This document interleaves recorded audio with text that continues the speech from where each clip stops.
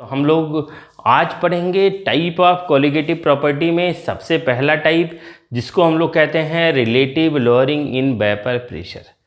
तो relative lowering in vapour pressure अगर आपने देखा तो आप कहोगे सर इसको तो आपने पढ़ाया है, इसको तो आपने हमको पढ़ाया है Raoult law for non volatile solute के लिए।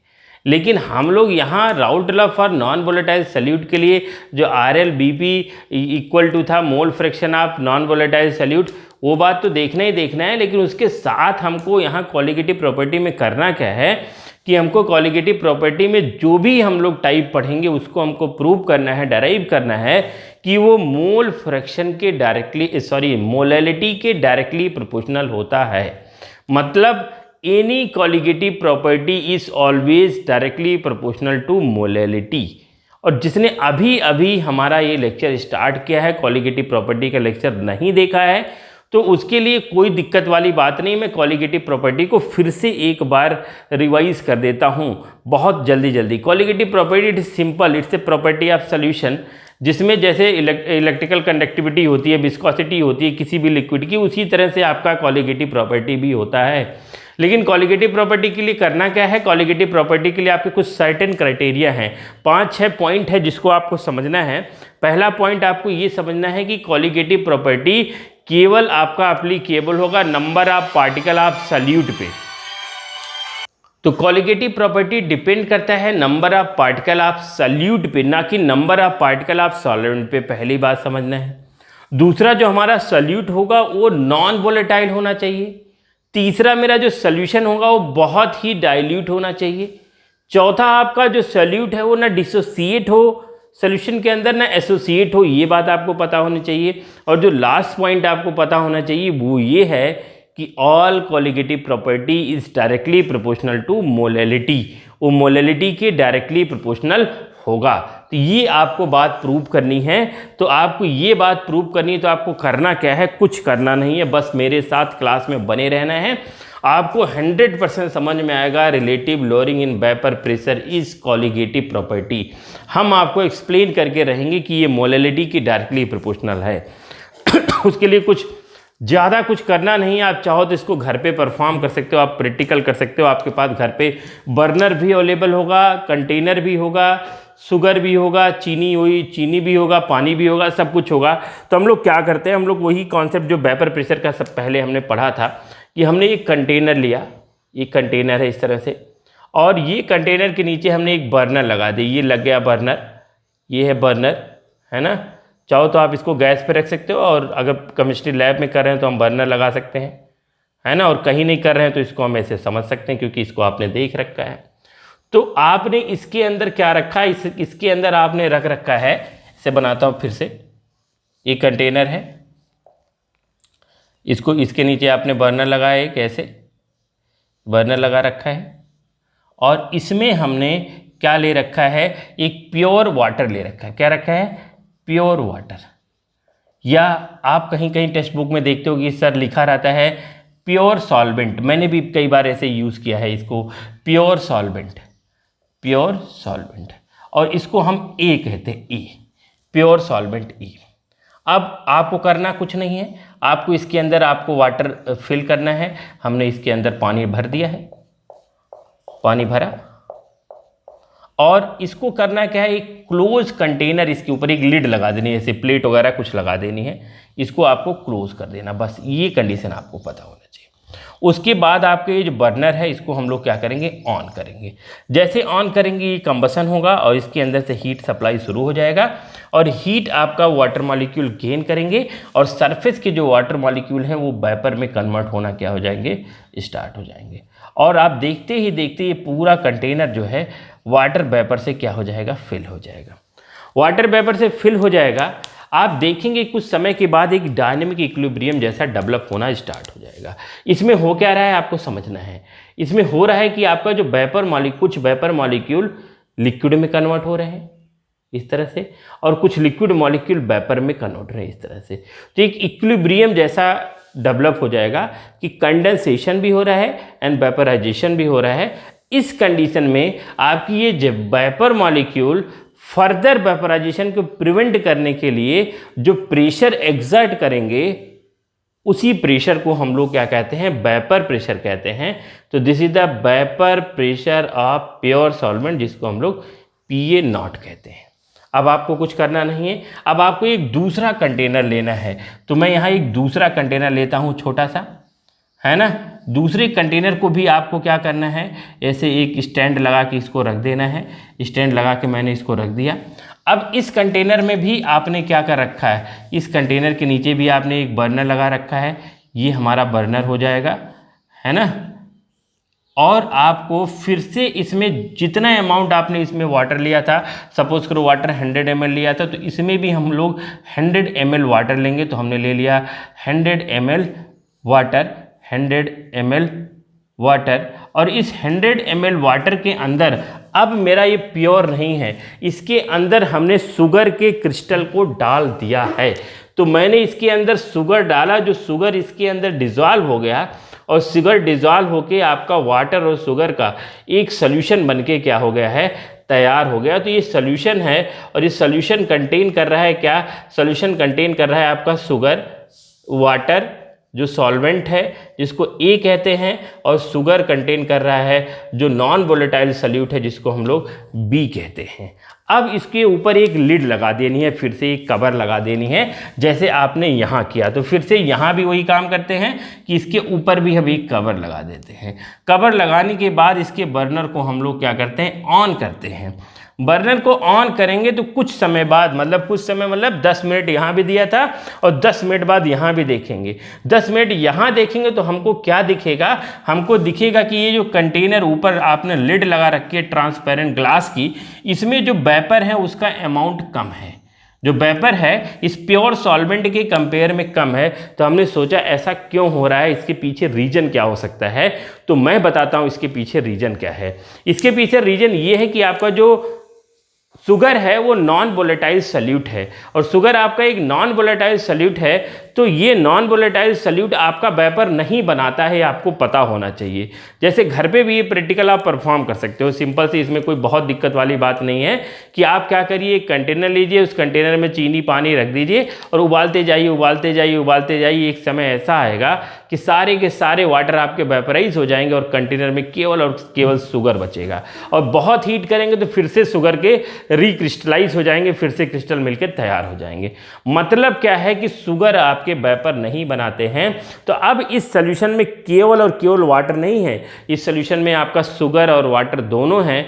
तो जो कंटेनर है उस कंटेनर के सरफेस पे केवल वाटर के मॉलिक्यूल अब नहीं रहे, कंटेनर के सरफेस पे वाटर मॉलिक्यूल के साथ साथ ये रेड कलर का आप देख रहे होगे सॉल्यूशन में शुगर के भी क्रिस्टल हैं। मतलब अब हो क्या रहा है कि सरफेस पे वाटर मॉलिक्यूल के साथ साथ शुगर के भी क्रिस्टल हैं, और ये शुगर के क्रिस्टल आपके वेपराइज नहीं होते हैं। अगर ये शुगर के क्रिस्टल वेपराइज नहीं हो रहे हैं सॉल्यूशन के अंदर, जो सॉल्यूशन में लिक्विड फॉर्म में हो गया, अभी क्रिस्टल तो सॉलिड रहा नहीं, लेकिन फिर भी जो लिक्विड फॉर्म में शुगर डिजॉल्व वाटर के अंदर वो वेपराइज नहीं हो रहा है।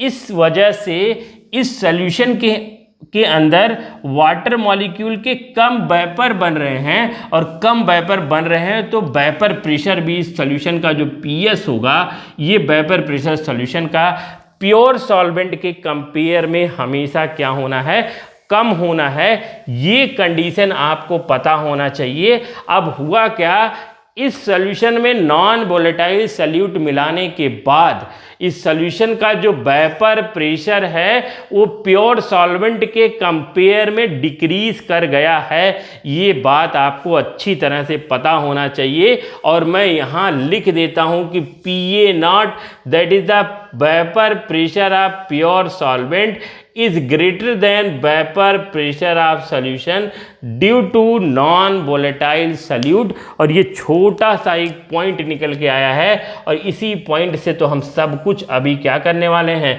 डराइव करने वाले हैं। ये बात आपको पता होनी चाहिए।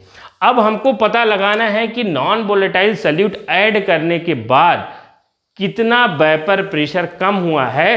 तो ये भी पता लगाया जा सकता है। छोटा सा काम करना है आपको, ये ज़्यादा है ये कम, तो इस ज़्यादा से कम को माइनस करेंगे तो हमको डिफरेंस मिलेगा, और वो डिफरेंस मिलेगा PA naught minus PS equal to delta P, and this is called lowering in vapour pressure, इसको कहते हैं LBP, इसको कहते हैं lowering in vapour pressure, vapour pressure का कम होना, जिसको delta P differentiate P difference P भी हम कह सकते हैं।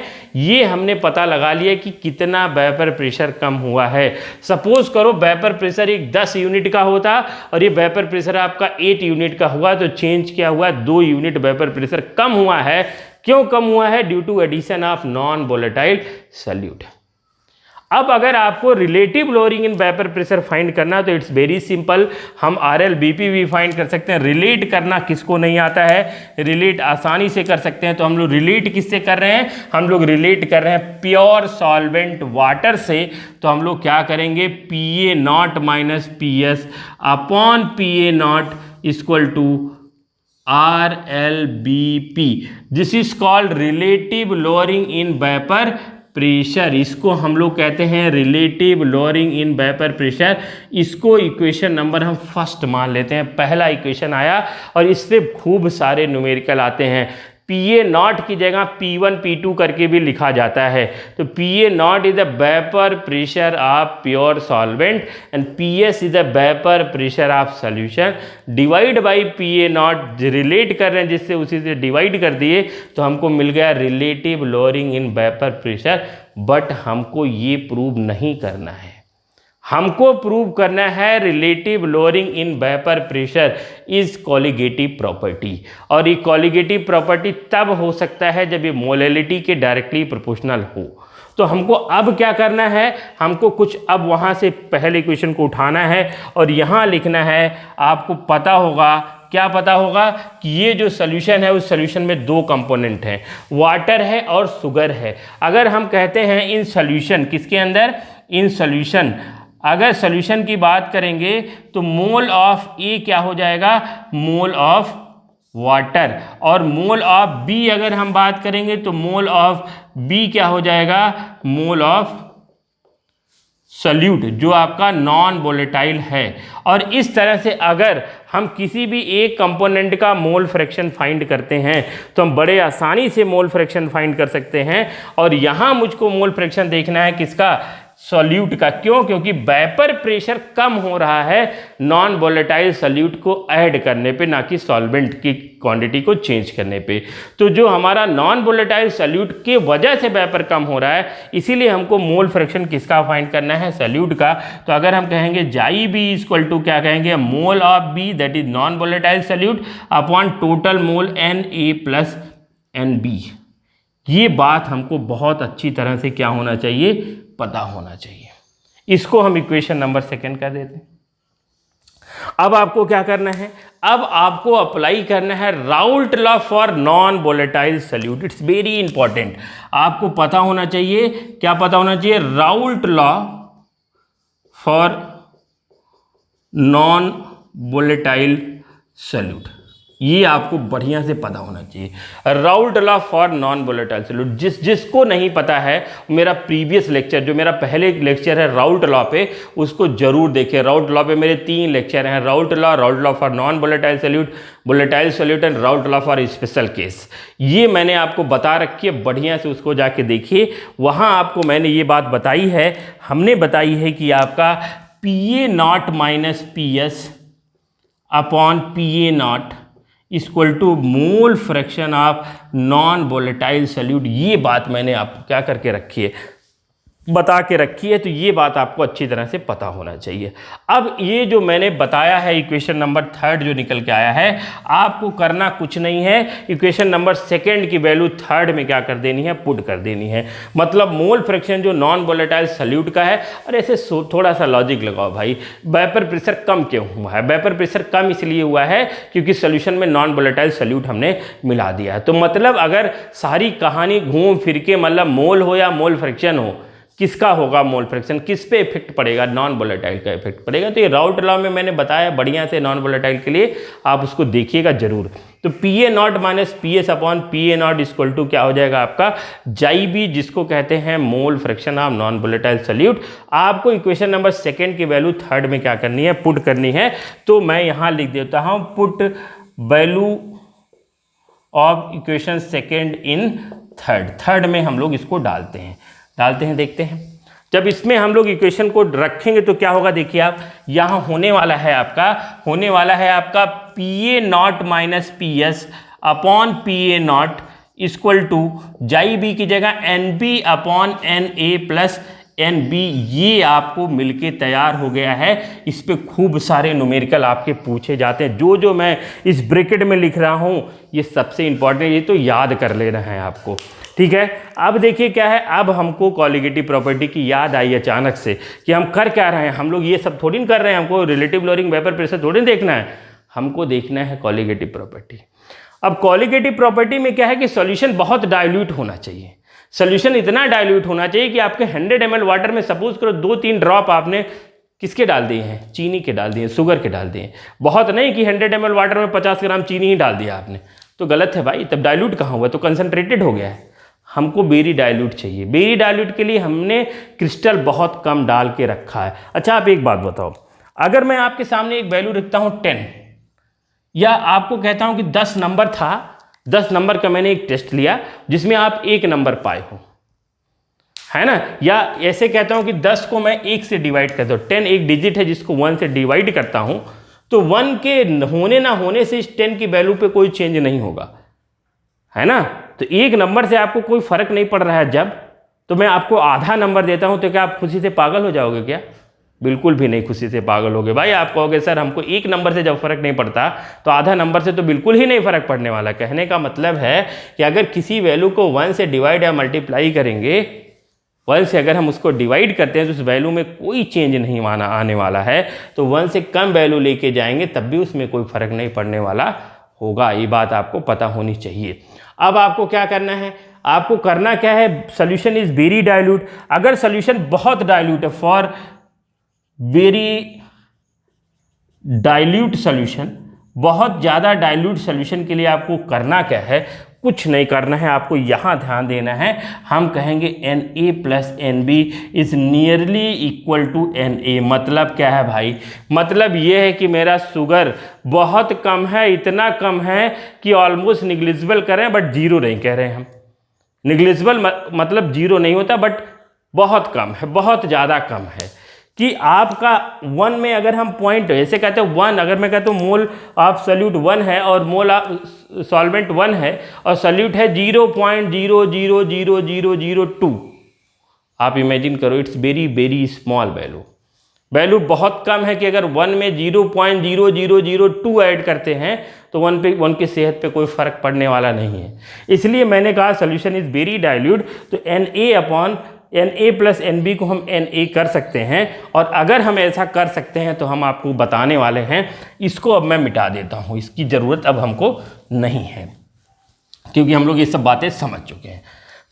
ऊपर से आप ध्यान दीजिए, है ना, ऊपर से ध्यान दीजिए। हम इस इक्वेशन से ध्यान दे रहे हैं, इक्वेशन नंबर हम इसको 4th किए देते हैं। अब हम यहाँ लिखते हैं Pa naught minus PS upon Pa naught is equal to chi B की जगह हो जाएगा Nb upon Na plus Nb is nearly equal to Na। तो हम यहाँ Na इसको लिख देते हैं। ये आपको एक और बातें मिलके क्या हो गई हैं, तैयार हो गई हैं। अब आपको कुछ बातें याद रखनी है, इसको ओपन करना है। ये क्या है, ये है mole of non volatile solute. ये क्या है, मोल ऑफ सॉल्वेंट। अब क्या करते हैं, मोल ऑफ सॉल्वेंट की बात करेंगे तो मोल ऑफ सॉल्वेंट का हमको फॉर्मूला पता है, हमने प्रीवियस क्लासेस में पढ़ा है। मोल इक्वल टू होता है गिवन मास, किसका गिवन मास, सॉल्वेंट का, अपॉन मोलर मास, किसका मोलर मास, सॉल्वेंट का। ये वैल्यू हम यहाँ रखते हैं। यहाँ रखेंगे तो क्या होगा, देखिए यहाँ होगा Pa naught minus PS upon Pa naught is equal to Nb क्या है, मोल ऑफ सॉल्यूट, अपॉन इसको हमने ओपन कर दिया तो क्या हो जाएगा, गिवन मास सॉल्वेंट का अपॉन मोलर मास सॉल्वेंट का। अब इस वैल्यू को हम यहाँ ऊपर ला सकते हैं, बड़े आसानी से ऊपर ला सकते हैं। क्या करेंगे फिर से, Pa naught minus PS upon Pa naught is equal to Ma molar mass of solvent into mole of solute non volatile upon mass of solvent E। ये आपका एक फॉर्मूला आ गया और इस फॉर्मूले को आप 2 सेकंड बढ़िया से घूरिए, घूर लिए? क्योंकि इस तरह से घूरना है कि आपको ज़िंदगी भर के लिए आपके दिमाग में घुस जाए ये फॉर्मूला, और कभी भी इससे रिलेटेड न्यूमेरिकल आपका गलत ना हो। अब मैं आपको एक पते की बात बताता हूँ, आपको पता भी है, पते की बात पता है आपको, ये पता है कि आपको मोलर जो मास होता है किसी भी सब्सटेंस का हमेशा कांस्टेंट होता है, एक फिक्स वैल्यू होती है। ये पता है कि नहीं पता है आपको? बढ़िया से पता है। और दूसरी बात आपको ये पता है कि आपको मोलैलिटी की डिफिनीशन आती है। मोलैलिटी की डिफिनीशन है number of mole of solute in 1 kg of solvent. The mass number of mole of solute in mass of solvent किस में होना चाहिए? केजी में होना चाहिए। और इसमें कुछ दिख रहा है क्योंकि आपने घूरा है, और जिसको घूर दिया तो आपको दिखना जरूर चाहिए बेटा। आपको दिखा क्या? आपको दिखा है नंबर ऑफ मोल। किसके नंबर ऑफ मोल? ये सॉल्यूट के। और आपको क्या दिखा है? ये दिखा है मास ऑफ सॉल्वेंट। किसका मास? सॉल्वेंट का मास। वो भी आप केजी में इसको रख सकते हो, इसके लिए आप फ्री हो। तो नंबर ऑफ मोल किसके हैं? आपके नंबर ऑफ मोल हैं सॉल्यूट के, और ये है आपका मास ऑफ सॉल्वेंट केजी में। इन दोनों को आपस में डिवाइड करेंगे तो हमको मिल क्या रहा है? इसका मतलब होता है मोलैलिटी। इसका मतलब होता है मोलैलिटी। लगभग हम पहुंच चुके हैं। अब हमको पहुंचना कहाँ है? इसको मैं मिटाता हूँ, इसकी ज़रूरत नहीं है बिल्कुल भी अभी हमको। अब हमको करना क्या है? हमको प्रूव करना है कि ये जो RLBP हमने पढ़ा है ये एक कॉलिगेटिव प्रॉपर्टी है, और 100% है। ये जो PA0 minus PS upon PA0, इसी को तो हम लोग क्या कहते हैं? इसी को कहते हैं relative lowering in vapour pressure. और ये प्रूव हो गया MA इंटू मोलैलिटी। मोलैलिटी के प्रूव हो गया। और MA क्या है? MA है आपका मोलर मास। किसका मोलर मास? सॉल्वेंट का। और आप सब जानते हो कि हर एक सब्सटेंस का जो मोलर मास होता है वो एक फिक्स वैल्यू होती है। तो ये वैल्यू हो गई कांस्टेंट, और अगर ये वैल्यू हो गई कांस्टेंट बेटा, तो आपको पता है कि RLBP relative lowering in vapour pressure is equal to क्या निकाला आपने? PA0 minus PS upon PA0। और ये कांस्टेंट है तो प्रोपोर्शनल का साइन भी आ जाएगा, और यहाँ हम क्या लिख सकते हैं? मोलैलिटी लिख सकते हैं। और अगर आप ये प्रूव कर देते हो तो ये कॉलिगेटिव प्रॉपर्टी है। और अगर कभी फ्यूचर में इस प्रोपोर्शनल साइन को आप हटाते हो तो इक्वल का साइन आएगा, और उस इक्वल साइन के साथ एक कांस्टेंट आएगा जिसको कहते हैं मोलर मास ऑफ सॉल्वेंट। तो होपफुली आपको ये पूरा का पूरा कहानी relative lowering in vapour pressure से समझ में आया होगा। आप फिर से सारी चीज़ें रिवाइज करिए। मैं आपको एक फॉर्मूला लिखे दिए जा रहा हूँ, ये आपको पता होना चाहिए। PA0 minus PS upon PA0 equal to आपको पता है जाई भी होता है। इसका इसमें मल्टीप्लाई करेंगे तो PA0 minus PS equal to PA0 जाई भी होता है। और इसको हम लोग lowering in vapour pressure delta P कहते हैं। तो ये भी बात आपको पता होनी चाहिए। मतलब पूरे कहानी में ये आपका एक बहुत ही इंपॉर्टेंट रोल प्ले कर रहा है ये वाला, और ये वाला आपका आगे चल के हम लोग क्या करेंगे? यूज़ करेंगे। इस तरह से हमने प्रूव किया RLBP relative lowering in vapour pressure is colligative property. तब तक पूरा का पूरा वीडियो आप रिवाइज करिए, फिर से देखिए। Thank you very much.